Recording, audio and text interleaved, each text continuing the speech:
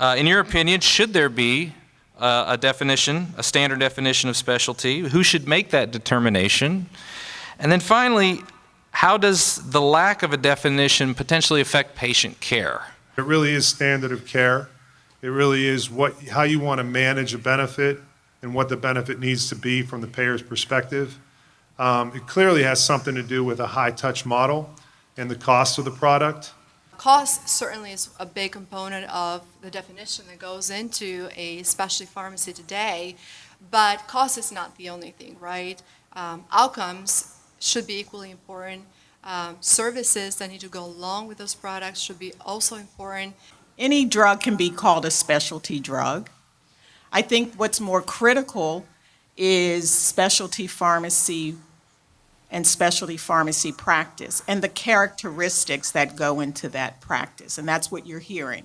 So I challenge us to maybe think less about a strict definition, but more broadly about the scope of practice and care. What are your thoughts on the implications of limited distribution?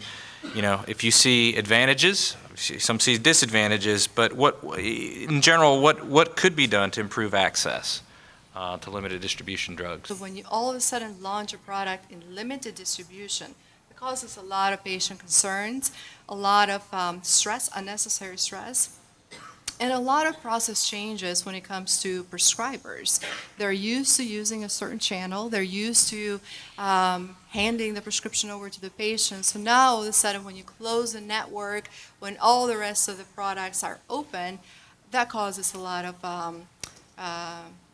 stress for the patient, right? If there's criteria that a manufacturer has and you can meet it, and you can meet it day in and day out, prove you can meet it, then you should be given the opportunity to get access to that product. How can we be assured we won't be taking a beating after investing a lot of money into this practice model? Looking in the future more, that with biosimilars starting to emerge, I got to believe there's going to be a higher margin opportunity for those in the future, not like the traditional generics, but certainly better than AWP minus 23. You're in the local community. You have a lot of influence in building relationships with local payers, you know, your school districts, your county government, whatever those payers are. Leveraging your local footprint is going to be important. But in addition to that is innovating how you provide care, and technology-driven solutions is really going to make a difference in terms of how we drive down the cost of the services that we provide.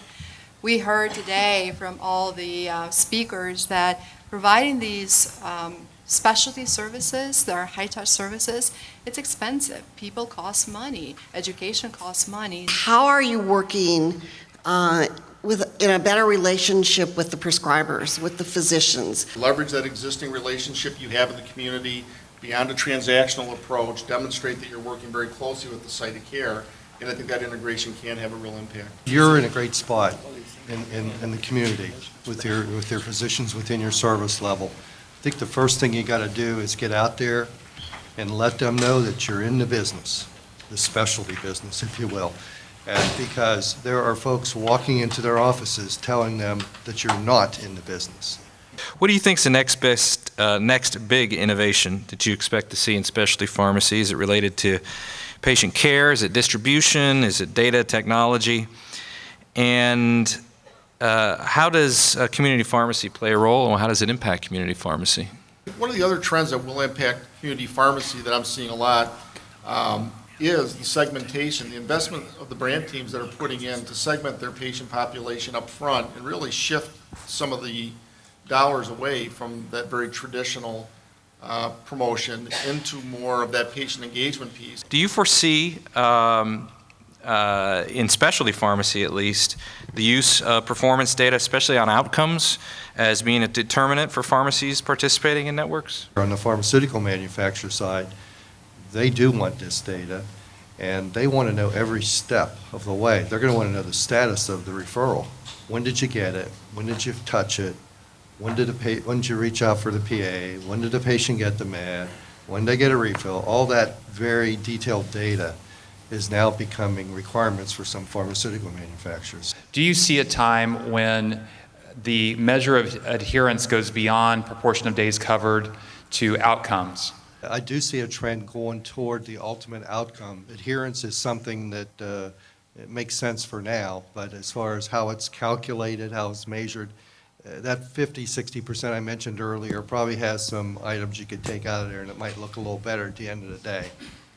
But I think from a conceptual perspective, that makes a lot of sense, so we'll move toward real outcomes.